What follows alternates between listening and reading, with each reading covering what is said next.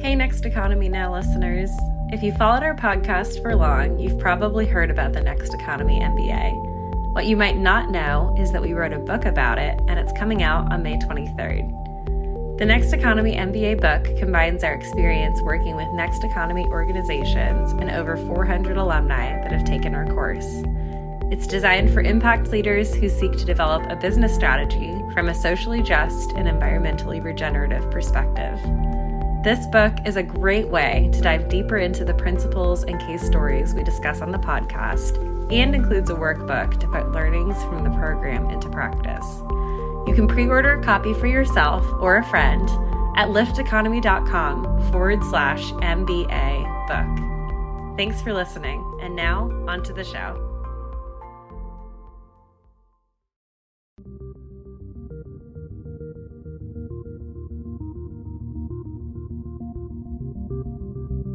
Welcome to Next Economy Now. The goal of this podcast series is to highlight the leaders who are taking a regenerative, bioregional, equitable, democratic, racially just, and whole systems approach to creating the new economy. I'm Ryan Honeyman, a partner at Lift Economy. My guest today is Justin Wright. Justin is the CEO of Habitus, a certified B Corporation. His work at Habitus focuses on facilitating complex decision-making processes and coordinating collaboration between multiple stakeholders to empower collective action. Justin's also the author of a recently published book, Finding a Job That Loves You Back, which combines collaborative negotiation skills with career development. Justin's also a fellow member of White Men for Racial Justice, which I'm a part of. Shout out to WMRJ. And Justin, welcome to the show. Thanks. It's great to be here. You know, there's a lot going on in the world right now, and I'm just curious on a human level, how are you doing right now and how are you handling everything? I'm doing all right. I've been thinking a lot about how we actually show up and collaborate authentically in partnership with other people. And that's on my mind because Habitus is in the process of growing and adding team members, and we're actively trying to figure out what are the new ways of working. What are the ways of working that are really bringing us together as peers, as collaborators, instead of in this sort of dominator, command and control model. And we still have to bring in money, and we still have to be successful in a context that isn't oriented that way. And so I've just been thinking a lot about how do we strike that balance? And so that's been weighing on me personally, because I want to make sure we have enough revenue to do all that. And I also want to make sure we do the inside stuff really well. And then on a just very personal level, I have been finding catharsis in joining the MIT's club wrestling team, which I'm not sure I would advise as a 30-something. Your body's not, in your late 30s, his body's not ready for that. But I wrestled all through high school and college. It was a really important way for me to process my emotions. And it's been such a good catharsis. Somatic experience, somatic release. Yeah. Yeah, Awesome. Exactly. You just you work every part of your body that needs to get worked out, your little fingers, your ears, the back of your neck. All of it.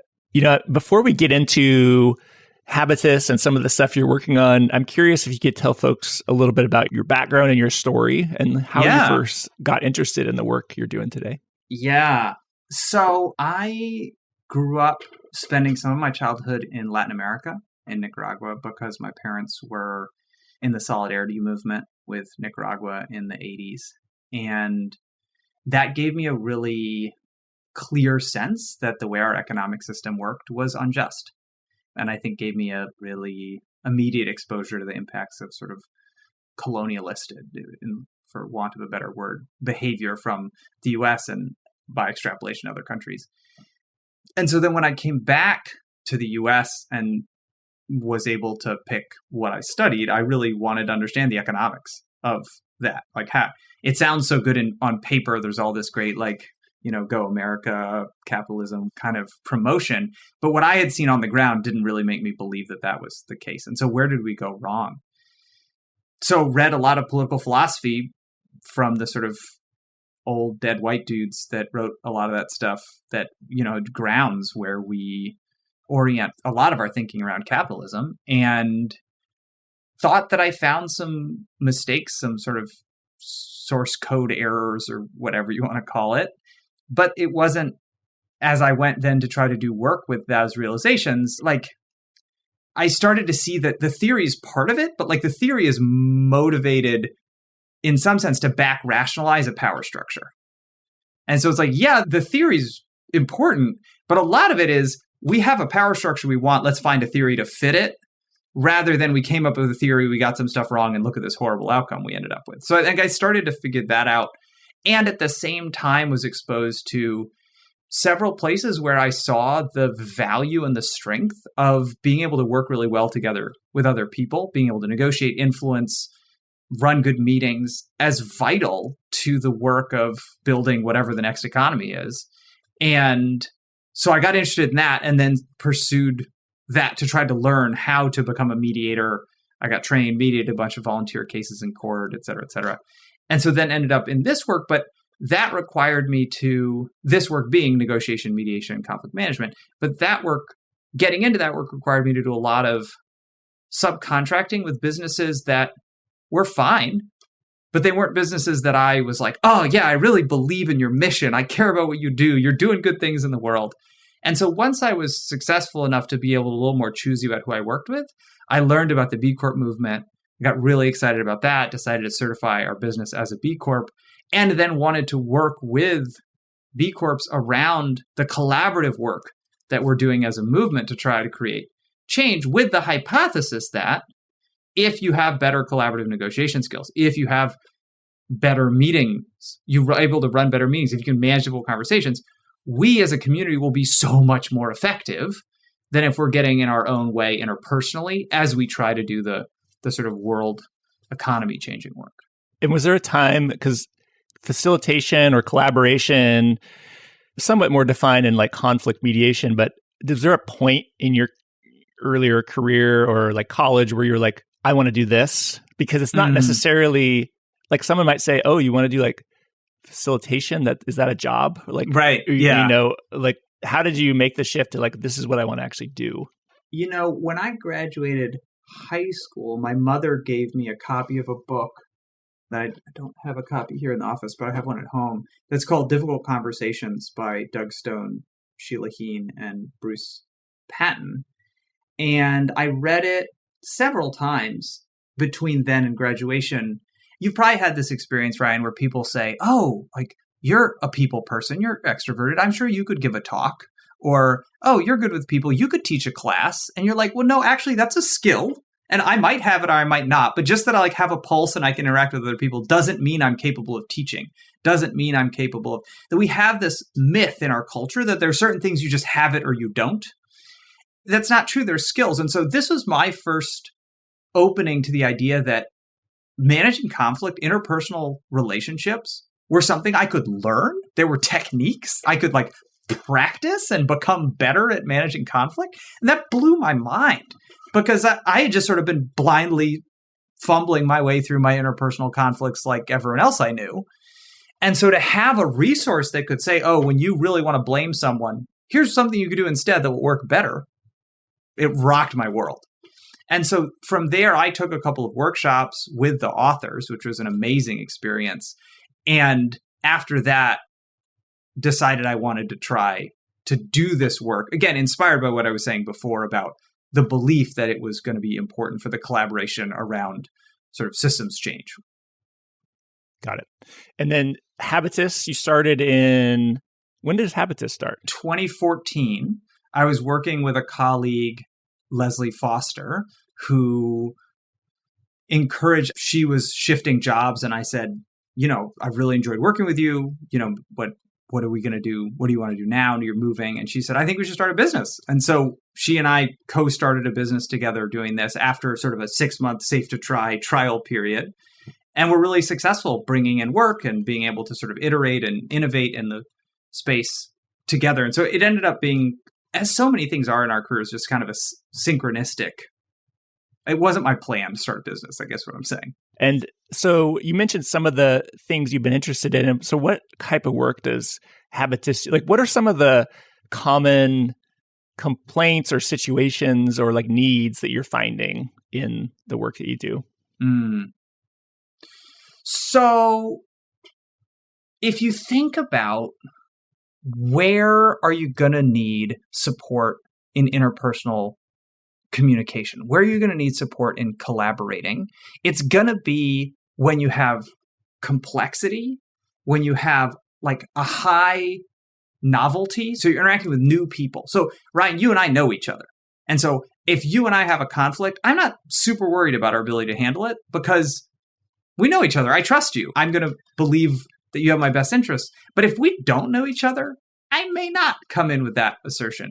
Or in the sort of far extreme, when there's a lot of challenging history, right? That the relationship's been damaged over time. And so what does that look like in practice? Complexity looks like the B Corp community wants to try to do work around climate and integrate environmental justice into that. That's not a simple problem.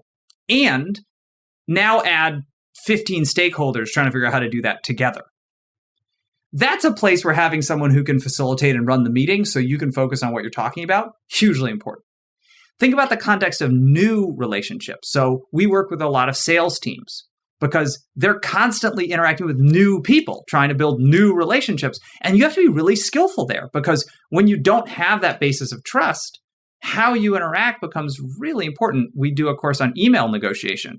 Because think about how much even more depersonalizing that is. How do you manage that? And then we have contexts where it's around the difficult conversations. And so that might be, a family that has a family business and they're trying to figure out what to do with it to inherit to the next generation. And there's a lot of history and baggage and complexity. They need someone who can manage that, right? They need someone who can help mediate. But it can also be in the context where we teach courses on how do you run meetings in a way that's actually thoughtful, equitable, manages people's experience of belonging.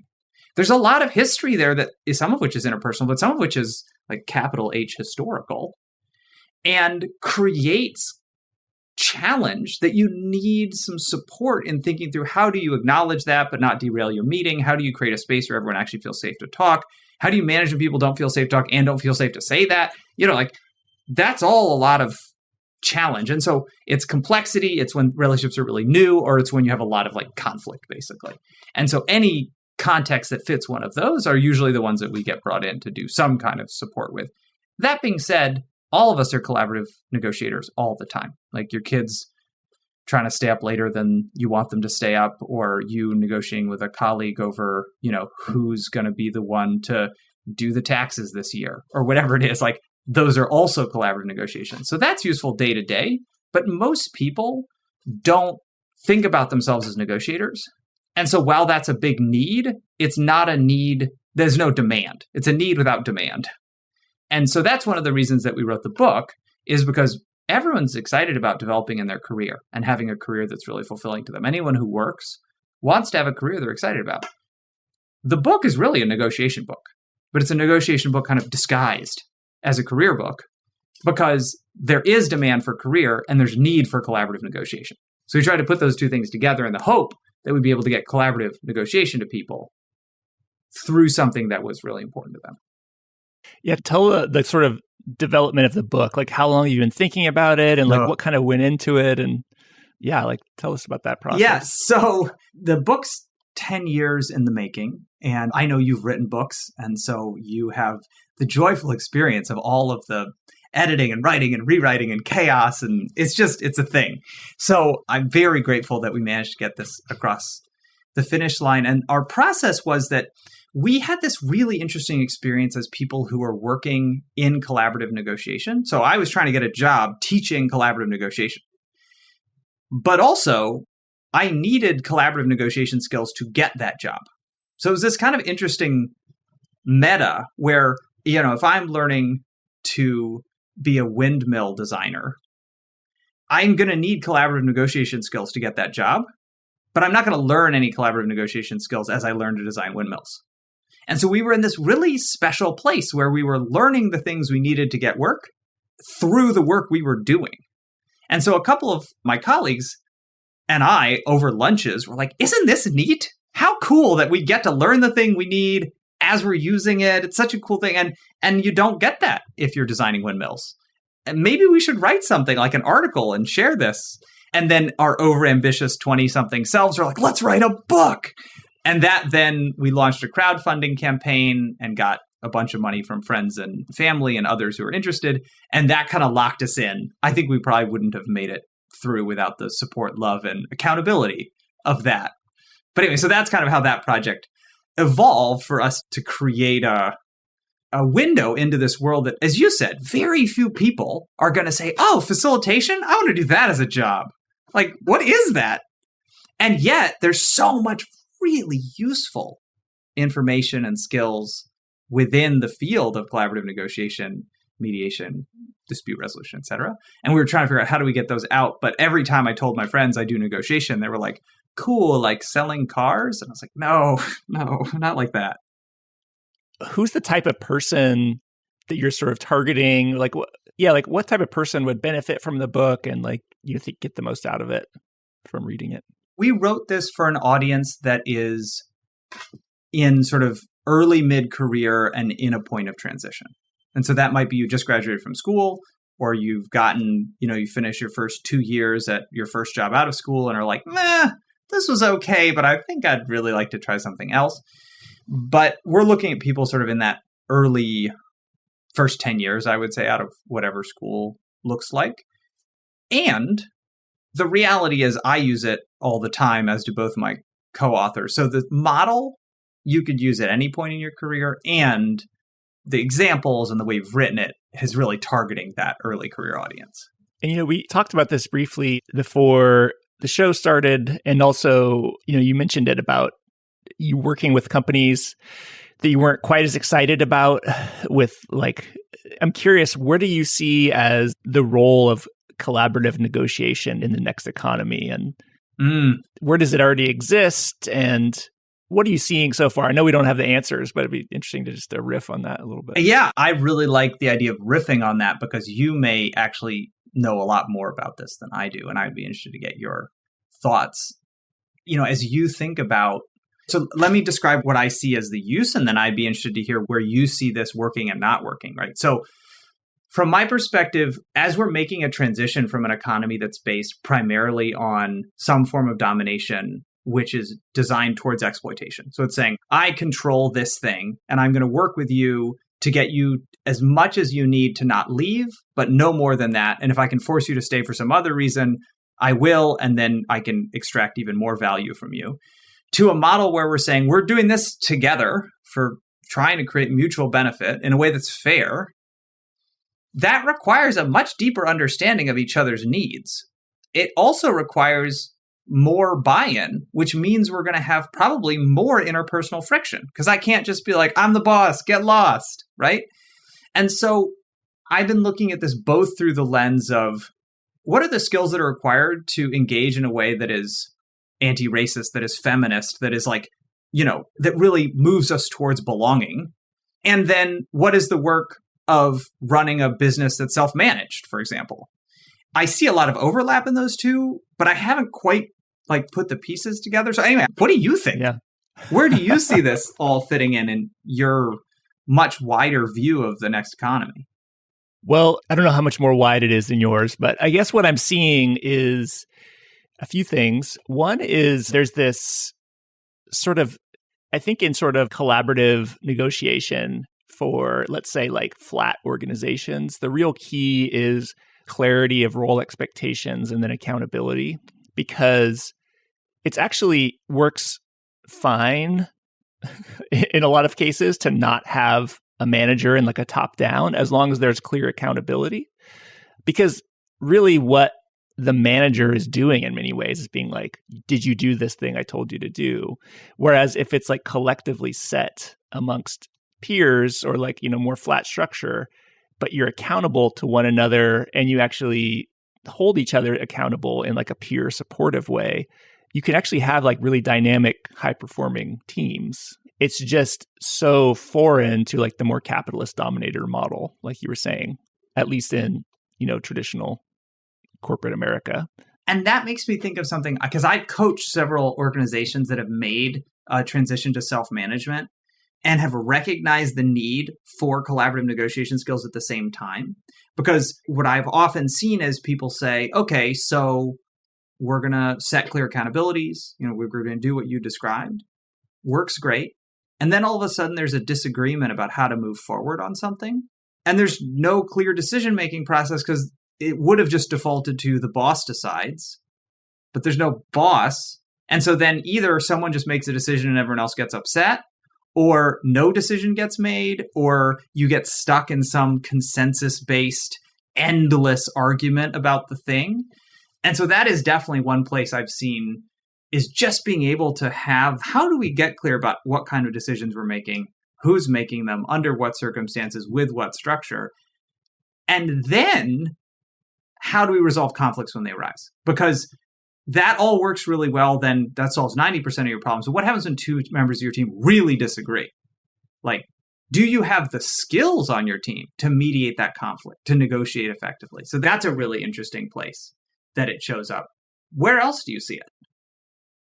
Well, I mean, it's interesting, right? Because you could have collaborative negotiation skills, but if you are unaware of like legacies of oppression or, white supremacy, colonialism, patriarchy, like no matter how good a negotiator you are and like if you don't understand the layers, Diana Marie Lee from Sweet Liberty, we both know, has talked about, I'm not sure if this is her thing or she talks about it, but the below the green line and above the green line, like above the green line is like how do we make a decision together? And below the green line is like, do I have trust for this person or what is the oppression and the things that are much more sticky.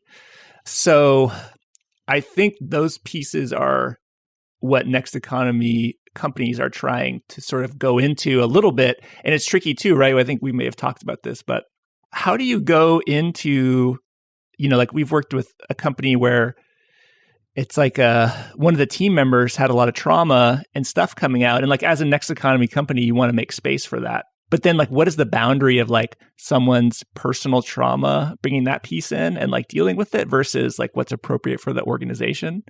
I don't know. Does that come up for you at all? Like the boundaries of bringing those pieces in, but it's also like at work, so how do you? Yeah. It's such an important question. And it's something that we've struggled with as a team because one of our principles is, for lack of a better expression, stay in our lane. That we get asked to do work that's leadership development work. And we'll say, if you're looking for someone to do leadership where leadership is around stakeholder engagement, leadership is around collaborative negotiation, leadership is around difficult conversations, we're here for you. If you're looking for leadership in some other context, don't hire us. We're not the right person. We'll refer you. We'll connect you. And so for us, there's this interesting tension where we do a lot of work because so many of the difficult conversations relate to identity, relate to trauma. We're involved, but we're not the experts on that piece. And so we hire a lot of experts on that who work with us, who'll come in on a project, who'll be an equity advisor. But it ends up being this really, I feel myself tempted to give you well, here's the answer. And I have ideas. But what I've learned through doing this kind of work in exactly the kind of situation you described is often my answers are wrong unless I'm working in partnership with someone who can check me. And there's this great exercise in mediation training where they give everyone in the class like the cardboard roll that you have inside of a paper towel dispenser. So it's like a paper towel roll. And you have them close one eye and look through it. And you have them look around the room and ask how much they can see. And you say, when you are mediating, you're going to see an obvious solution to someone's problem. They're going to say, oh, I just wish this person would pay me back what they owe me and whatever. You'd be like, oh, easy. Here's the payment plan. Just get it done, whatever it is. But the reality is they see their whole context. And you only see the 3 or 4 things they've told you in that conversation. You have just no idea what you're talking about, but we're so tempted to solve the problem. And so I feel this similar trepidation to say, it's so tempting to want to have an answer, but I realize that in those situations, I have so little context that in some sense, part of the question is, can we as a team actually have the conflict resolution skills ourselves to say we have a challenge that is, Justin has a lot of trauma around X, Y, and Z. And so as we're trying to do this work, it's been coming up and we need to get our work done. And we also want to be supportive. And we want to take the next hour to talk about what is our best safe to try experiment with guidance and support from whoever we need guidance and support from in order to make sure that we manage that well. That becomes the, how do we have that conversation together? And I have so many times made the mistake of solving the problem myself rather than saying, oh, how do we actually have the conversation with the people who are involved and we'll figure it out together? But that requires a much higher level of skill. And so if you don't have that skill and then you wander in and you're like, let's just talk about this, that could be a disaster. Yeah, I'm curious how the work at WMRJ, the White Men for Racial Justice group, has, dovetailed with your negotiation and like back and forth. Like, what have you noticed about yourself and like just your approach to the work over the last few years? I guess we should give folks context. Can you just describe what White Men for Racial Justice is, so it's not just like complete? Yeah, so White Men for Racial Justice is a group of white men who meet virtually for 90 minutes every Tuesday night to hold ourselves and each other accountable to continue our work for dismantling white supremacy in ourselves and our communities in our country. And I personally participate because I know about myself that I fall too easily into comfort of saying this work's important, I'll do it later. And it is important, and my default is to put it off.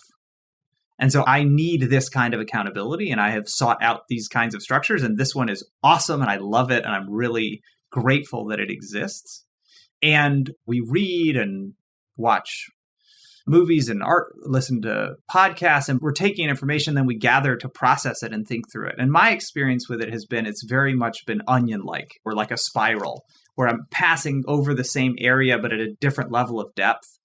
And I think about it a lot in the context of mediation and conflict resolution and power in particular. And I think we're designing a training right now for Netflix around power and negotiation. And the core, I was talking to the trainer for the program who I'm co-designing with about this earlier. And she and I were talking about the tension between, are we trying to talk about how do you use collaborative negotiation skills to be able to move towards a partnership model when you lack power? Or are we talking about how do you set up a structure that is fair when you have power and could exploit? And those are very different conversations.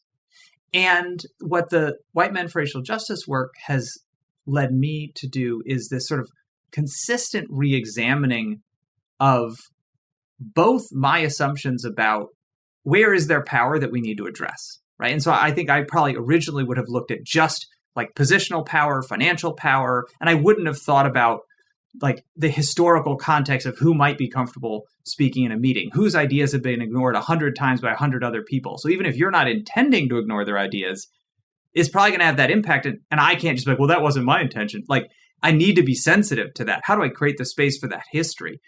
That's one piece. But the other is around how do we as organizations actually create the structures for equity, right? And so it's like, I can teach you all the great negotiation skills you want, but if your promotion process is still based on whoever's loudest gets promoted, you have a structural problem, not a negotiation problem. And so I think it's also curtailed my enthusiasm about how much negotiation skills can solve, when the reality is a lot of it is working against structures. I had one other thing, but it's escaped me, and if it comes back, I will tell you.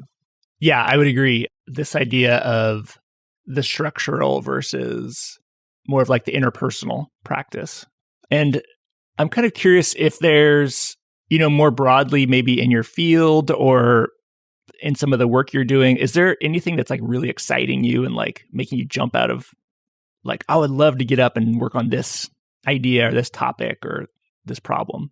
Well, my dream has been to do work with activists and community organizers, because that is a group that does enormously important work that's often not particularly well supported, and where interpersonal negotiation, conflict management, mediation skills are like essential. And so that's been my dream, and I have found some ways to do it. And thinking about what's the broader scalable way to do that. So that's one thing I'm really excited about right now. I think the other is around the ways in which businesses are starting to really think about our role in shaping the next economy. Those theories of capitalism that I studied in college said government creates a structure, laws create a structure, within which business can operate and kind of do whatever it wants. And as long as it stays within that structure, we're all good. And that model of, every entity for itself capitalism has not worked as advertised. It may have done what it intended to do, right, which is to massively concentrate wealth. But the press story of this is going to be good for everyone and we'll just stay within the rules, that hasn't worked. And so as businesses start to ask the question, if we have a role in creating a society that is just, where people belong, a society in which the world we live in can continue to exist in a sustainable way, in which we're in right relation with nature, et cetera. That's a very exciting conversation. And so how do we support, this question for us as an organization, for Habitus, how do we support the businesses that are doing that to both do it better, to be more successful, but also to be in partnership, to be in collaboration, to be working with the other businesses that are thinking the same way, to start to advance this work in collaboration. So that's the other part of the work that gets me really fired up. Who has the courage to stand against the norm around this? Because the system has a really vicious desire to self-correct. And so it is, I think, quite courageous even for companies to step up and authentically challenge the, it's all for me, max profit version of business. Yeah, we said at Lyft that we call the business as usual economy, which is just this status quo. Mm-hmm. And yeah, we talk about the business as usual economy has an immune system sort of built in to just return to this way to describe homeostasis of everything's fine, but we're maximizing profit. And I'm curious, from your experience working directly with companies or from this book, are there any pieces of advice or tips or things that you think might be useful for listeners? Could maybe, obviously check out the book, and maybe where can folks find the book? Just the book's on Amazon, it's on Barnes and Nobles, but you can also go to our website, which is habitusincorporated.com, and there's just a drop down for the book there. I can send you a link you can put in the show notes too. The most useful thing that you can do in facilitation and negotiation and mediation, it's all the same thing. And when I'm going to say it, you're going to think it's foolishly easy. And yet doing it is incredibly difficult in practice. And so the foundation of all of this, from the book to managing difficult conversations, is the acknowledgement that each of us has a core set of, in the business world, I'd use the word objectives. Interpersonally, you might say needs. But we have a set in the negotiation world, they're called interests. Right? We have a core set of interests. And those interests drive our choices. And yet, most humans present what we want in the form of what in the negotiation world are called positions, which are, I want to get hired for this job, and this is the salary I want. I want you, company, to stop doing this thing that I think is bad for my community. I want you, child, to go to bed at 8, right? Those are all positions. They're demands. The underlying interests are the reason why. What is it about? Is it about fairness, respect, status, right? Each of us have a set of underlying drivers.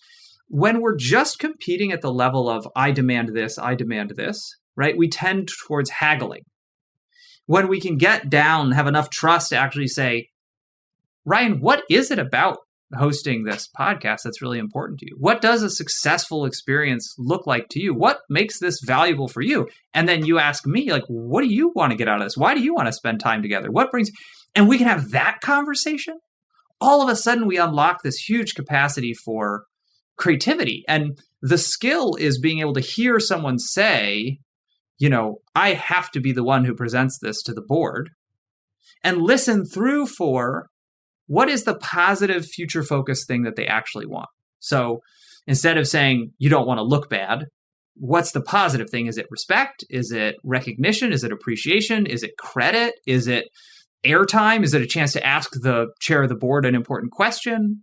Right? And then future-focused, rather than saying, I hated XYZ about my life, what I want going forward is. And so if you can train yourself, which again takes quite a bit of work, but if you can train yourself to, as you hear people come at you with here's what I want, to ask the question, what is it that underlies that? What's the positive future desire? That's it. I mean, so again, that's not very, like, you'll hear me say that like, duh, but that is really it. I mean, that's the core kernel of all of this. And if you can develop that skill, that is what will make you a truly amazing negotiator, mediator, facilitator, even whatever, fill in the blank, is the ability to listen through what people say they want to hear what the underlying positive future focused desire is. Yes. It's actually not that simple. I think it's simple, but like you said, it's not. Like when Correct. you said, I'm going to tell you this, and like I was like, is it just listening? But it's not just listening. It's listening and connecting it to those positive future focused desires. Is that Yeah, what you're saying? exactly. Yeah, positive future focused. Interest is the jargon, but desires is the same idea. Yeah, it's interesting. In like nonviolent communication, it's like the core human needs of like connection, physical well-being, honesty, play, peace, autonomy, meaning. Yeah. If you're familiar with the nonviolent communication model, rather than positions, you would use the word strategies. And rather than interests, you'd use the word needs. Right. And so in a nonviolent communication version, it would be to say, can you hear past the strategy to be able to identify what's the positive future focused need? Yeah. And I think something you're doing, which is I'm noticing, is you're even like, what is the language that even people can hear what you're saying within? Like, you know, if you're going to a CEO and you're like, let's talk about your needs inventory for physical well-being and peace and play. They're like, what?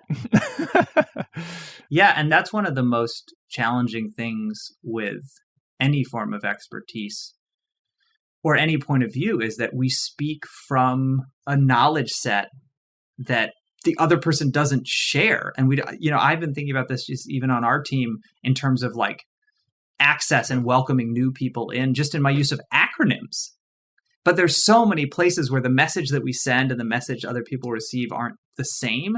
It's funny you should ask what would be a helpful sort of piece of guidance. That this point you just made makes me think about the translation point, makes me think about there's really awesome research that shows that humans are often overconfident in our ability to understand others. So if you think about, I can look at your face, even across time and space, watching a movie, right? And you can guess how someone's feeling just by the shape of the skin on their face? What? That's a miracle. I mean, that is truly amazing that I can come home and my spouse can raise one of her eyebrows and I can know what's going on in her head. Humans are just brilliant. And if you ask people to predict how well they're able to read other people, they're way overconfident. And so that we can do that at all is amazing. Especially white men. Like, yeah, that's true. I didn't look at the crosstabs, but that might be true. But then, because here's the thing, there's this great expression I heard someone say asked in a workshop, how does it feel to be wrong? And people were like, oh, it's embarrassing, it's sad, I don't like how it feels, blah, blah, blah. And then she asked, that's how it feels to find out you're wrong. How does it feel to be wrong but think you're right? It feels exactly the same way it feels to be right? We just have no idea, right? We have this high level of overconfidence. And so I think the second thing for me that has been so helpful, and I do think WMRJ has been a huge service to me in this, is to say, what I think I'm saying and what you are hearing may very well not be the same. And it is worth the extra 2 minutes to say, I just want to make sure that what I was trying to communicate is actually what landed for you. What did you get out of that? Or vice versa, to say, Ryan, my main takeaway from what you just said to me was blah, blah, blah. Was that right? That the level of loss in translation is very high. It is worth confirming understanding. Obviously, when it counts. If my friend's like, I want to get pizza for dinner, I'm like, okay, let me get this right. Pizza is an important dinner priority for you. No, that's a waste of time. But when it matters, take the time to slow down and confirm understanding, because we can save ourselves so much grief. And you will start to see how often you're wrong. I think I have become a much less confident in my conveyance of information and much less confidence in my receiving information as I've worked in this profession. And I think that lack of confidence is good because it means I check my math, so to speak. Brilliant. As we move towards close here, I'm curious, what do you need right now? And how can the listeners help you grow this next economy or some of the work you're doing? Well, there's a couple exciting things we have going on. So one is we're working on developing a fellowship to bring more diversity into the mediation, negotiation, and conflict management space because it's an overwhelmingly white space. Partially because of major barriers to entry. You have to volunteer and do a lot of you can't have any debt, you have to have connections, et cetera, to get in. So we've now run 2 iterations of a fellowship to bring people into the field. And we already have, I would say probably at least half of the people who've been through the first 2 fellowships are now working in the field. So it's working. We want to now do a 3rd round, and we're looking for organizations that are in the conflict management space who want to host fellows. But if someone is excited about this and wants to participate, support, fund, obviously, please reach out to me. I'm very excited to continue to make that real. That's one. The book is obviously something, if you think that would be interesting, read it, buy it. But the last is, if you are in a conversation with someone, our desire, our mission as an organization is to spread the skills around conflict management. And so this is an odd thing to say to support me, but this is a support of Habitus, is the next time you're in a conversation with someone and they say something and you say, I think I understood what you meant, but I'm not totally sure. Rather than moving on to the conversation or responding, just ask them to tell me more and see what happens. Just do that. That would be an awesome thing. And it is amazing how much more you get out of conversations if you pause and invite more rather than just moving through it. Such small things, but huge outcomes, I think, from it. Yes. So it sounds like Habitus. Can you drop the website, maybe any socials that people sign up for newsletter, anything like that for folks? Yeah. So our website is habitusincorporated.com, and we're on LinkedIn and Instagram and Facebook, and you're welcome to follow us on any of those places. And you can reach me at jwright, W-R-I-G-H-T, at habitusincorporated.com. And the book has a link on our website as well. Well, Justin, I guess maybe we should throw out WMRJ.org. Oh, yeah. Folks, if you're a white male, or if you know a white male who's a little lost and needs some direction, we will take him in and get him set on the right path. Yeah, and I would frame it even also to say, if you know white men who are courageous and ready to stand up and that's true, really get in the work and shoulder to shoulder with other men, White Men for Racial Justice is a good place to do that. Yeah, that's a great framing. I guess I should say there's space for people who are sort of in the I'm just beginning, I don't know where to go, but I'm interested. And then there's some folks in this space who are I've been doing this for 15, 20, 30 years, and this is my people, and I really love this. So there's space for anyone. So Justin, thanks so much for joining the podcast. Thank you, Ryan. Congrats on writing the book. I know I definitely feel you on the trials and tribulations of that.